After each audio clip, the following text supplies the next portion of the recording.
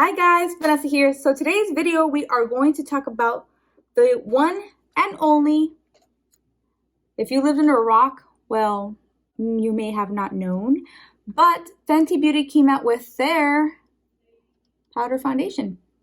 So I'm a fan of the Pro Filt'r foundation. The only thing with the Pro Filt'r foundation is that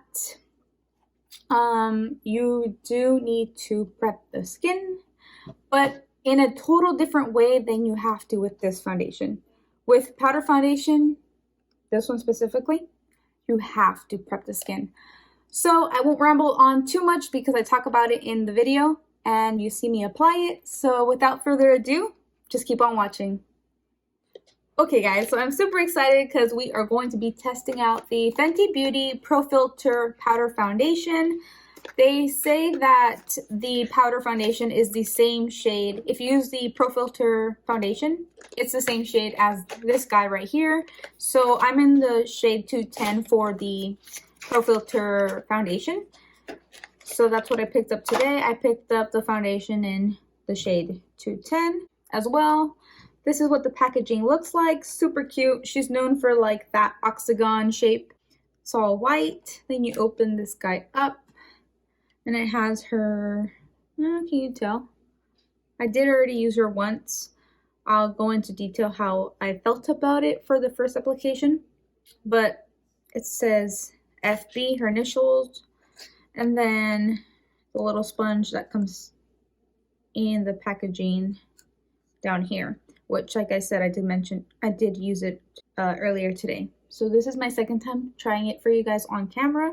I did want to test it out before going in with my first impressions here on camera because I kind of wanted to test out what's the best way to make this foundation work as far as coverage and how to prep the skin and all that jazz. So we'll get into that in just a sec. So to prep the skin, I went in with my IT Cosmetics CC cream. So that's what I have on the skin right now. Other than that, I have my brow gel, which is this clear brow gel that I've been using for Morphe. It's $6. It's super affordable. And what I like about it is that it does leave your brows in place. So I like that. I have nothing else on the brows. I will go in and fill them up with the NYX Micro Brow. This is what the brows look like without anything in them. So we'll be using this guy.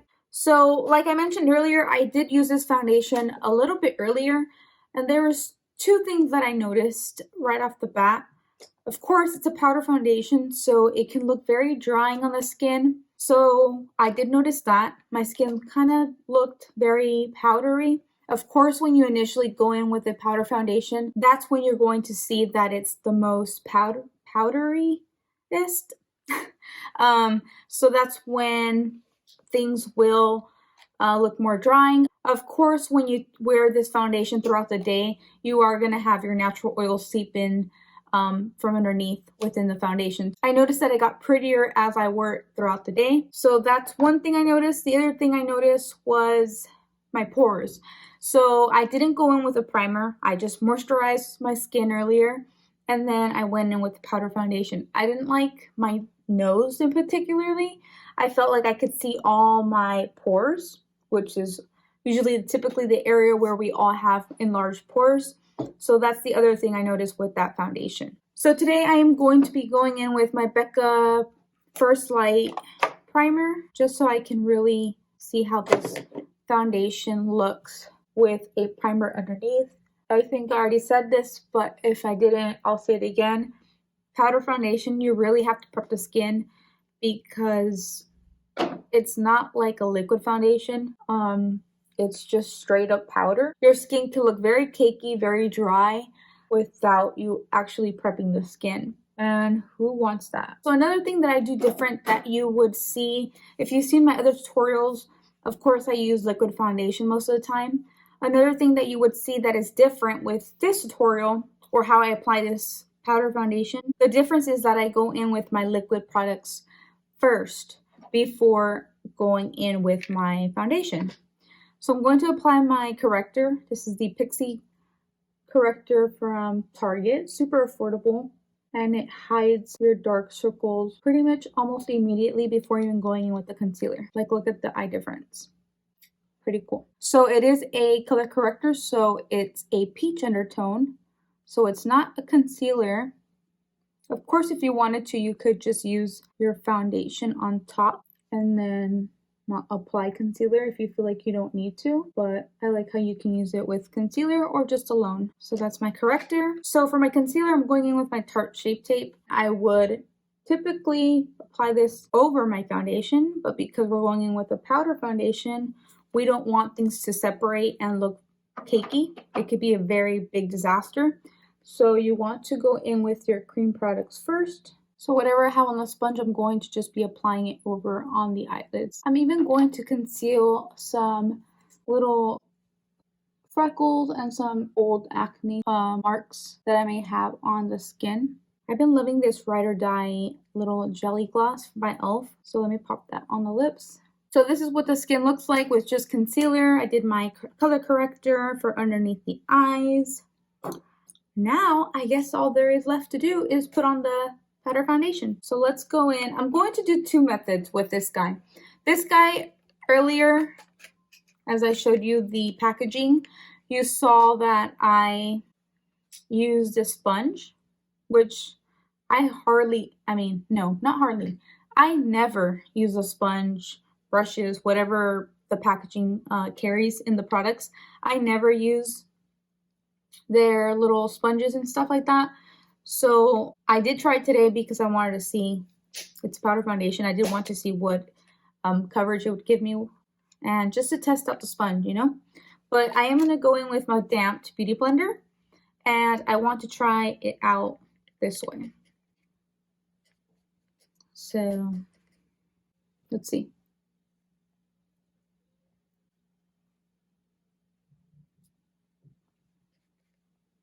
The reason why I'm doing this too is because I want to see if the hydration from the sponge, being that it's damped, I want to see if it doesn't make my face look so cakey.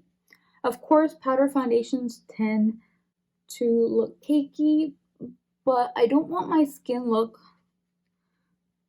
patchy. I don't know how to explain it. So I just want to see what kind of finish I will get with. I just want to see what kind of finish I will get with this method of application.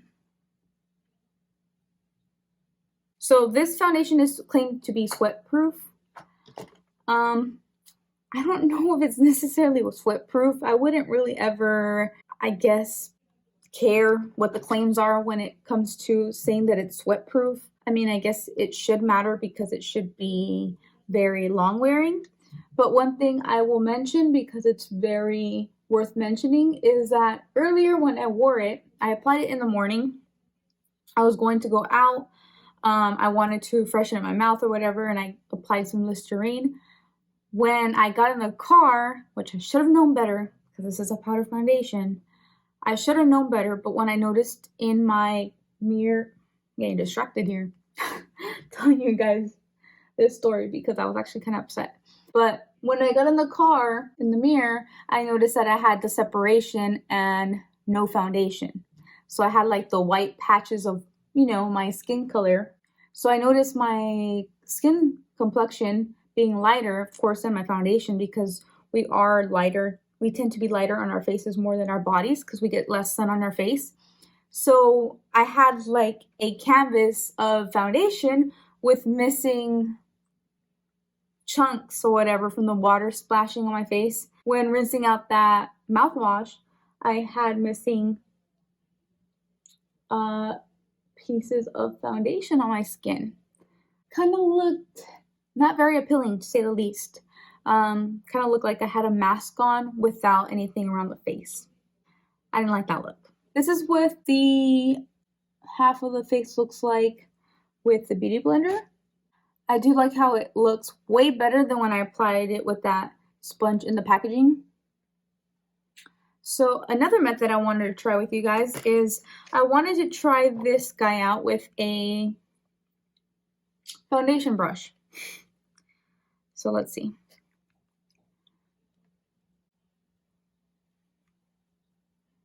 I want to see what kind of coverage it gives me, what kind of finish it gives me. So right off the bat, I don't know if you can notice on camera the difference. I mean, I've only applied it right here. I'm having difficulty applying it on the skin. So what I mean by that is that I'm bouncing my brush on the skin, but it's not really giving me the coverage as the sponge does. So I have to work a little bit more, and I don't like that. So I'm just gonna go in right in with the sponge again to finish off this side of the face. See how fast I'm able to build and cover up the face with foundation. So like I was saying, back to that story, those watermarks on my face were not cute, okay? So I don't know about the claim, Fenty, stating that it's sweat proof. I mean, I wouldn't really even expect it to be sweat proof because powder and water, like I said, I should have known better before going out the house like that, but you know, when you're in a rush, you got kids, you're just trying to be quick and you don't always have time to check in the mirror. Double check, you know? So that's another reason why I like powder foundation, for the simple idea, for the conveniency, and the idea of just getting a compact, applying it to the face instead of a liquid. So for us mamas, because I'm a mom, if you want to quickly apply your foundation, I feel like a powder foundation would be your best friend. Because even then, like I mentioned with the sponge, even though you may not really want to use that sponge, it is convenient to take this in your purse or your diaper bag, in my case, or something like that, and put it in your purse and then have a sponge already inside the packaging to cover up or touch up your foundation, which, like I said, I should have done that, but I didn't. I was testing it out, and that's one thing too. I did actually even forget that I was wearing foundation just because it doesn't feel heavy. So that's a big pro to this foundation, is that I don't feel like other powder foundations that I feel like I have so much powder and layers on my skin. I didn't feel that with this foundation. So I applied it in the morning and then I completely forgot about it, I guess. Okay, so see what I mean by medium coverage? This is what I'm going to show you. So see these marks right here? Can you see on camera? These marks right here? They're still seeping through the foundation. And then this I don't have much. So let me go back in. Just try to cover that up. So definitely medium coverage, I'd say. You could layer it up and have that really cover everything. So that worked out nicely. So big thing to take away from this video, if you take anything with you, is that I don't recommend using a foundation brush because you'll be there forever bouncing your brush on the face to get coverage. Big tip is to add primer before going in with powder foundation, because it's a powder. It's going to emphasize everything on the skin. Texture. So if you have dry skin, again, make sure you moisturize.